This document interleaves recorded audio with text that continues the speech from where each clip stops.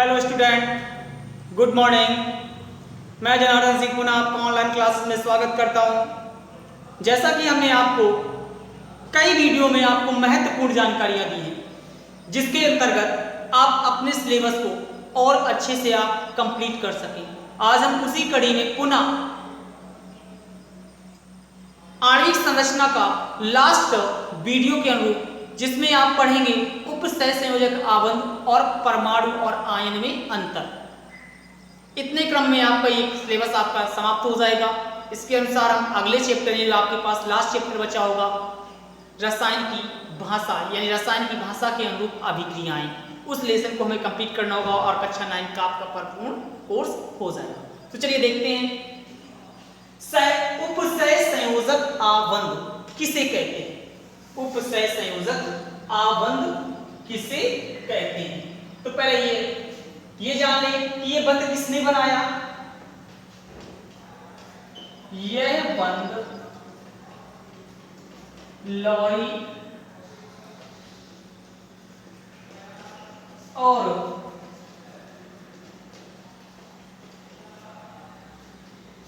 Sidgwick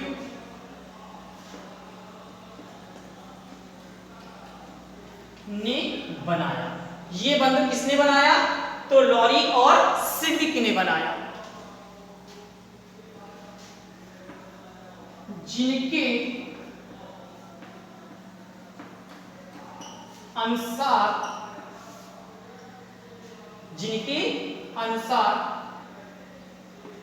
यह एक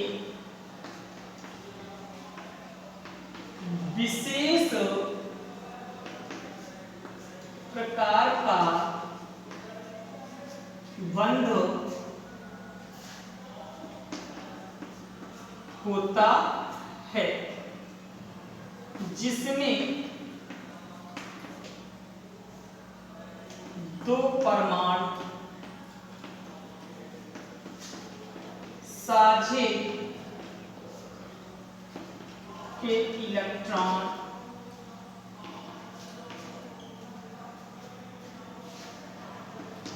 द्वारा बंधे होते हैं, जिसमें एक परमाणु इलेक्ट्रॉन युग्म को दूसरे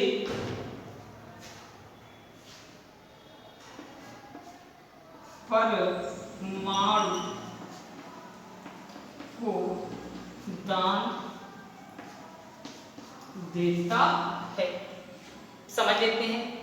ये बंध लॉरी और सिडविक ने दिया, जिनके अनुसार ये एक विशेष प्रकार का बंध होता है जिसमें दो परमाणु साझे के इलेक्ट्रॉन द्वारा जुड़े होते हैं, जिसमें से एक परमाणु इलेक्ट्रॉन युग्म को दूसरे को दान देता है और दूसरा परमाणु उसे स्वेच्छा से ग्रहण करता है, जिससे क्या कहा गया? उपसह संयोजक आबंध कहा गया। अब हम थोड़ा सा आगे बढ़ेंगे कि उपसह संयोजक यौगिक किसे कहते हैं। आपने बंध को तो समझ लिया, लेकिन इसका एग्जांपल भी देख लेते हैं जिससे आपको क्लियर हो जाए।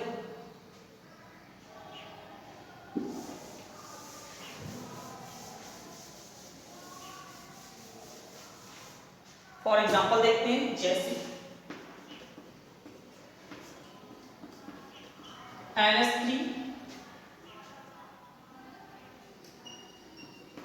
BF3 के बंध। पहले ये देख लीजिएगा कि NH3 कितने तत्वों से मिलकर बना हुआ है? दो तत्वों से मिलकर बना हुआ है। कौन कौन बना हुआ है? N और H। BF3 किससे बना हुआ है? बोरान से और क्लोरीन से। आपने तुरंत लिखा नाइट्रोजन परमाणु का कितना होता है? 7। हाइड्रोजन कितना होता है? 1। बोरान कितना होता है? 5। क्लोरीन कितना होता है? 9।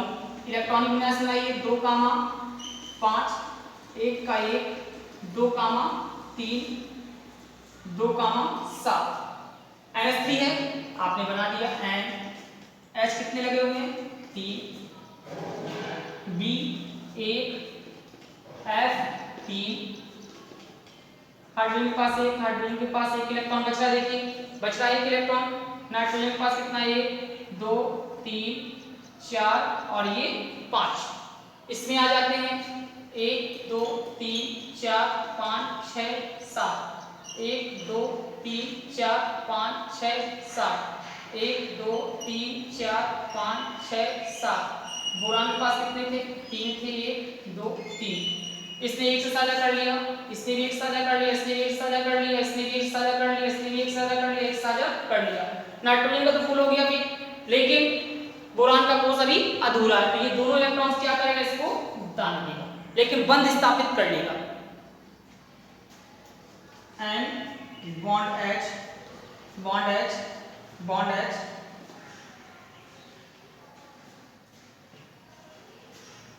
B bond F bond F एक से साझा कर रहा है। अगर दो साझा करता तो क्या करते? डबल बॉन्ड करते। इस प्रकार आप संरचना बना करके समझा सकते हैं। अब आ जाते हैं उपसय संयोजक यौगिक किसे कहते हैं। तो चलिए उसकी परिभाषा को कंप्लीट कर लेते हैं।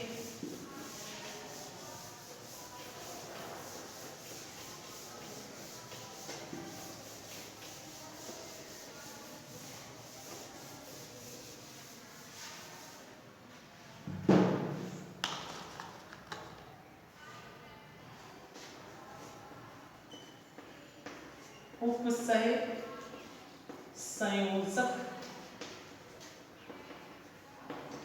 यौगिक, उपसय संयोजक यौगिक किसे कहते हैं? तो चलिए इसे भी देख लेते हैं। वे यौगिक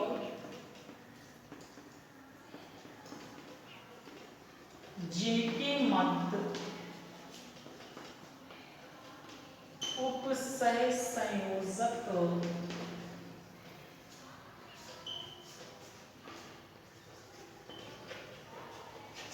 आबंध पाया जाता है उसे उपसय संयोजक यौगिक कहते हैं। फिर समझ लेते हैं कि वे यौगिक जिनके मध्य उपसय संयोजक बंध पाया जाता है उसे क्या कहते हैं? उपसय संयोजक यौगिक कहते हैं। अब आ जाते हैं उपसय संयोजक यौगिकों के सामान्य लक्षण क्या होते हैं।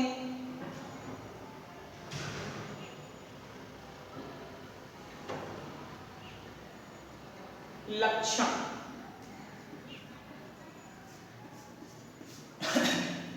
ये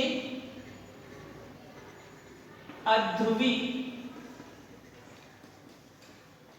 विलायकों में विलय होते हैं। ये अध्रुवी विलायकों में विलय होते हैं। इनका गलनांक व क्वथनांक सहसंयोजक यौगिकों से अधिक। नंबर 1। नंबर 2, इनका गलनांक व क्वथनांक सहसंयोजी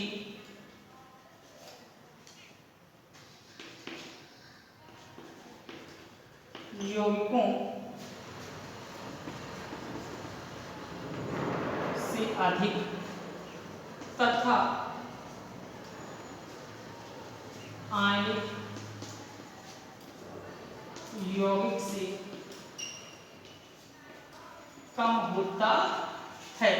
इन यौगिकों का गलनांक व क्वथनांक सहसंयोजी यौगिकों से अधिक तथा वैद्युत संयोजी यौगिक या आयनिक यौगिक से कम होता है।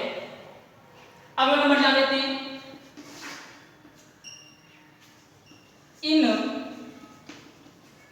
यौगिकों की कोई ज्यामिति आकृति नहीं होती है। इन यौगिकों की कोई ज्यामिति आकृति नहीं होती है। इस प्रकार आपने उपसय संयोजक यौगिकों के लक्षणों को भी आपने कंप्लीट कर लिया। अब आपके पास लास्ट हेडिंग बचती है आकर के परमाणु और आयन में अंतर। तो चलिए परमाणु और आयन में अंतर को भी कंप्लीट कर लेते हैं।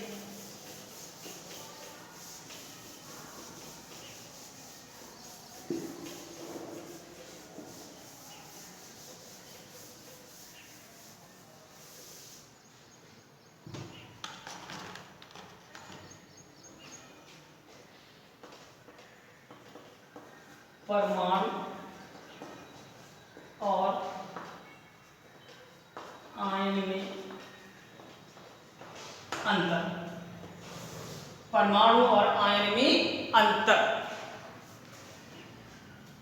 तो एक तरफ हम डाल लेते हैं परमाणु, एक तरफ डाल लेते हैं आयन। तो परमाणु की नंबर 1, परमाणु द्रव्य का, परमाणु द्रव्य का सूक्ष्मतम कण है।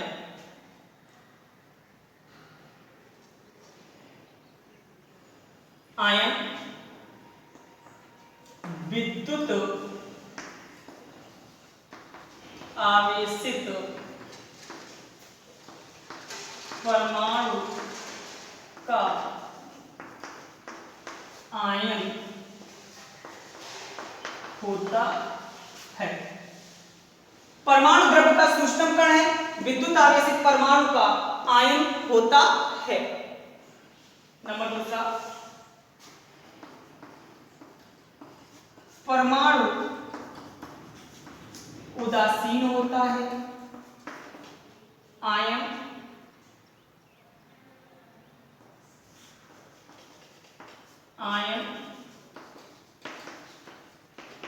आवेशित होता है। कौन कौन से आवेश होते हैं? तो 2 आवेश होते हैं, धन और सेकेंड ऋण। नंबर अगला देख लेते हैं, परमाणु स्वतंत्र रूप से नहीं रह सकता है,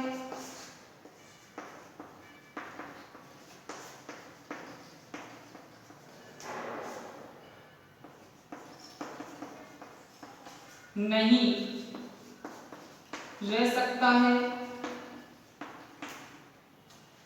आयन विलयन में रह सकते हैं, आयन विलयन में रह सकते हैं। नंबर 3,